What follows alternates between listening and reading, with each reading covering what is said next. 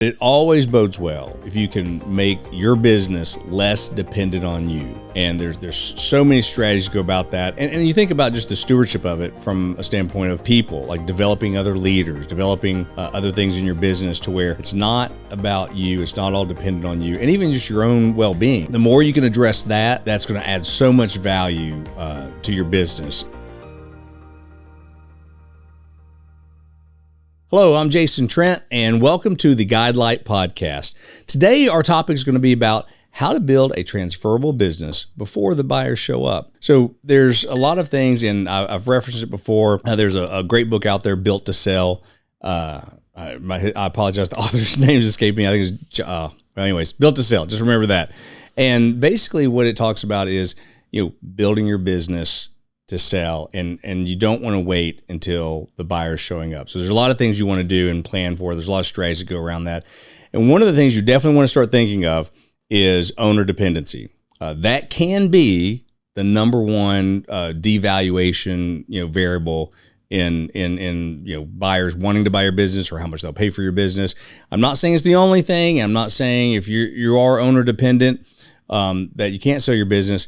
It's just, if you do that and it is owner dependent, number one, it's going to take the right buyer, because there are buyers out there that don't mind that. They have a plan for it. They have resources for that. So I don't want that to be a discouraging, statement, but it always bodes well if you can make your business less dependent on you.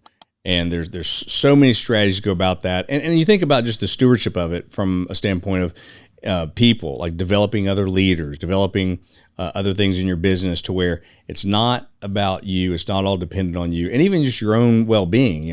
A lot of business owners I know, they work 60 hours a week, and it's just their life. They're working on weekends, and so a lot of that goes to balance as well.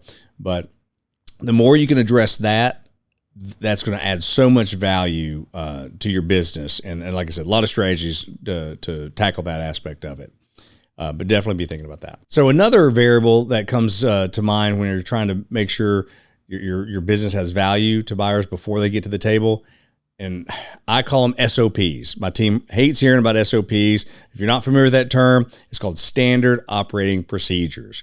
And so a lot of that goes to systems and processes you put in in place in your business that are written down. They have to be in writing. I always tell my team, if they're not written, they're not real. So you got to have them written.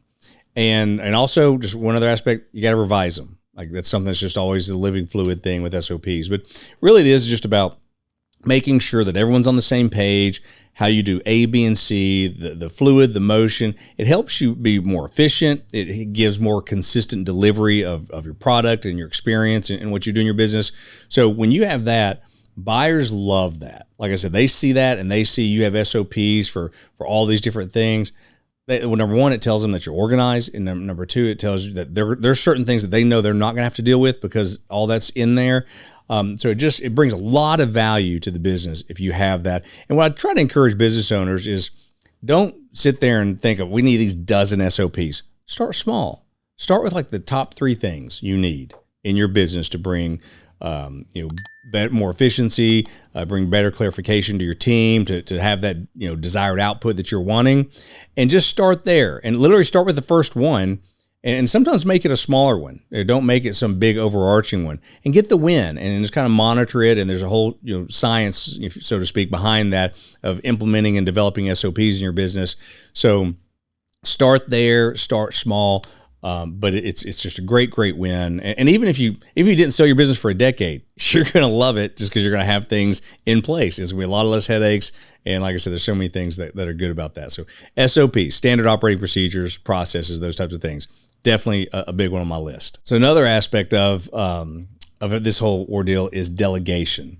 Now, I look at this as almost like a spiritual maturity in a leader, of making sure that you can delegate things and you don't have to micromanage it. You don't have to be over it. But also, again, it's about developing other people. So when you delegate, I tell this to my leaders, you need bandwidth as a leader. If you're running 110 miles an hour and you don't have capacity, your organization is not going to thrive. Now, we all have seasons of that. I tell my leaders, we have seasons where we are at 110, 120% capacity, but we should see an end to it. There should be a chart and a path, and it could be just for variables A, B, and C that we know are not long-term.